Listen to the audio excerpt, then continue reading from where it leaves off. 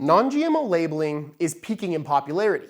This little label here is now found on 43,000 products. That is a lot of butterflies. As consumers, when we're walking through the supermarket and we see this label, we assume the product is entirely GMO-free, like the label implies. But that assumption might not be correct. The Non-GMO Project has a variety of guidelines that must be met for verification, as you'd expect. And there's a lot of stuff in those guidelines to consider. I found one part of this really interesting though. Here is the table from their own documentation that shows a variety of different categories of products, and here are the action thresholds for each category. Basically, whatever product you're trying to get verified has an allowance for the amount of GMO it's allowed to contain. That there is an allowance, a threshold at all, that's interesting. Those of us consumers who look for the Non-GMO Project label, I think it's reasonable of us to assume that if it's got that label, it is non-GMO, as in has no GMO whatsoever. Yet, according to their own guidelines, that's just simply not the case.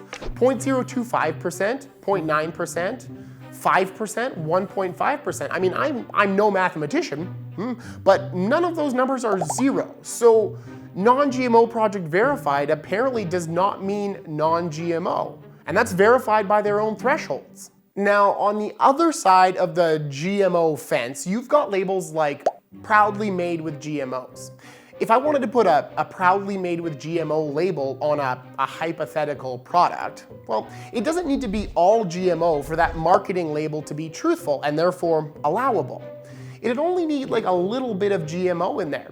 Maybe even less GMO than the Non-GMO Project's own thresholds, and maybe you can see where I'm going with this now. According to current labeling rules, you could technically have a product that had a Non-GMO Project verified label and also had a proudly made with GMO label. I am all ears to hear a reason why I'm wrong on this, why my thinking is off. Frankly, I would love to be wrong about this, because if I'm right, our labeling system is totally broken, and labels mean nothing. For fairness sake, I will point out that the Non-GMO Project says in the same document, absence of all GMOs is the target for all Non-GMO Project standard compliant products. Okay, so they do say that. But their own thresholds seem to say that target doesn't need to be strictly met to get this label. Sure, they're striving for perfection, but they don't seem to let the fact that they haven't achieved it yet stop them from labeling products, even if they do technically contain GMO. Wrapping up, question, do consumers know about this? I don't think this threshold detail is something that the Non-GMO Project wants a heck of a lot of publicity around. If you're an avid Non-GMO Project supporter, if you trust that label, maybe it's worth reaching out to the Non-GMO Project and ask them why they allow for some GMO in the products that they verify as non-GMO. I mean, it doesn't strike me as fair to convince consumers they need to avoid GMO no matter the cost, and then allow for some GMO contamination in the products they're verifying that they're charging a premium for that people are buying to avoid GMOs. Look, transparency and fairness are kind of crucial when you're talking to people about food. Imagine if I said that all of our videos are free from industry support. They're all non-Monsanto verified, but then you found out that I actually get 5% of my support from Monsanto, but hey, it's below the threshold that I've set myself, so it's fine, just ignore it.